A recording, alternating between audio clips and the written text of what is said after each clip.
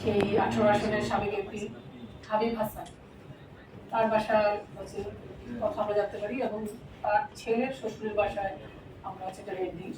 আমরা জানতে পারি যে ওখানেই তার ব্যবহৃত বিভিন্ন জিনিসপত্র প্রকাশিত ছিল এবং সেই বাসায় রেড দিয়ে হচ্ছে আমরা এই জিনিসগুলি উদ্ধার করি এবং আমরা এই সংক্রান্ত মামলা দায়ের করি এবং আমরা তদন্তে ধারা অব্যাহত রেখেছি।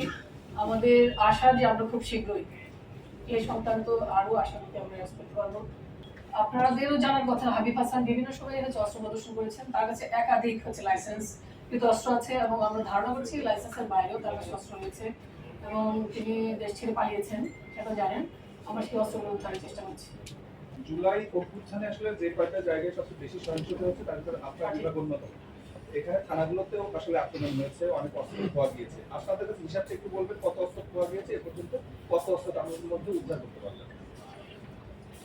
এই তথ্যটা তো আমি সঙ্গে নিয়ে আসিনি, এই তথ্যটা আমাকে পরে আপনাকে ডেলিভারি দিতে হবে। তবে আমরা অনেক অস্ত্র উদ্ধার করেছি এবং আমাদের এলাকায় যে লাইসেন্সকৃত অস্ত্র ছিল তাদেরও বেশিরভাগই হচ্ছে আমরা থানায় জমা নিয়ে দিতে পেরেছি। আমাদের উত্তরায় হচ্ছে বৈষম্য বিরোধী ছাত্র আন্দোলনকে কেন্দ্র করে মোট 37টা মামলা হয়েছে আজ পর্যন্ত। তার 12টা মামলাতেই হচ্ছে তাকে জার্মানি আসামি হাবিব হাসান এবং তার ছেলে আবি হাসানের নাম রয়েছে 2টি মামলা এবং তার ছেলেরই হচ্ছে শ্যালক হচ্ছে সাজ্জাদ, তার শ্বশুরের বাসায় এগুলো ছিল আবির হাসানের এবং একজন যিনি তার ভাইরা ভাই এবং তিনি ঘর জামাই হিসেবে ওখানে থাকেন। মানে এই তাদের যে অর্জিত সম্পদের ভুক্তভোগী ভোগদার হচ্ছে তিনি একজন এবং সাইফুল ইসলাম হচ্ছে ম্যানেজার, উনি তার সমস্ত সম্পদের দেখাশোনা করতেন। এই টাকাটা কোথা থেকে আসছে? 1,16,00,000 টাকা এটা আসলে তারা কি কাজে নিয়ে ব্যবহার করেছে বা তারা কোথা থেকে নিয়েছে? চাঁদাবাজি কারো কাছ থেকে অপহরণ করে আছে, এই বিষয়টা জানতে চাই। টাকাটা আসলে কোন সোর্স থেকে এসেছে এটা আমরা এখনো পর্যন্ত বের করতে পারিনি। আমরা আসামিদেরকে রিমান্ডের আবেদন করেছি, আমরা আশা করছি আজকে রিমান্ডে তাদের পেলে আমরা আরো ভালোভাবে জানতে পারবো।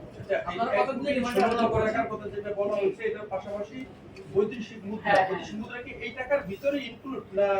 না না, ওটা আলাদা করেছেন কিনা? কত টাকা? হ্যাঁ আলাদা করা হয়েছে। কোন কোন মুদ্রা কতগুলি আছে সবকিছুই আলাদা করা আছে।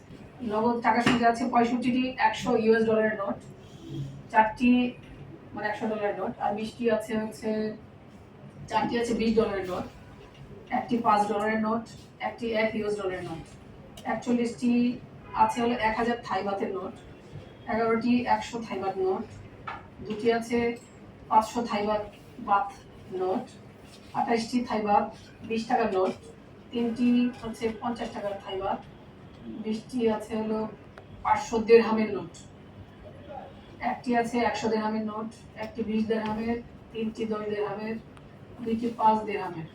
তার মধ্যে 5টি আছে 100 কানাডিয়ান ডলার নোট, 2টি আছে 10 সিঙ্গাপুরিয়ান ডলার নোট, একটি আছে $2 সিঙ্গাপুরিয়ান ডলার নোট, একটি 100 রিয়ালের নোট, 2টি আছে 50 রিয়ালের নোট, 2টি 10 রিয়ালের নোট, 3টি আছে 5 রিয়াল, একটি 1 রিয়ালের নোট, একটি আছে 2000 রুপির নোট, 60টি আছে 500 রুপির নোট, একটি আছে 200 রুপি, 5টি 100 রুপি, 5টি 50 রুপির নোট, 4টি 20 রুপি, 6টি 10 রুপি, 3টি নেভি ব্লু রঙের বুলেট প্রুফ জ্যাকেট, সামনে আর পেছনে যা হচ্ছে পুলিশ লেখা আছে এবং যে প্রাইভেট কার দুটো আমরা জব্দ করেছি সেটি হাবিব হাসানের নামে রেজিস্ট্রেশন করা।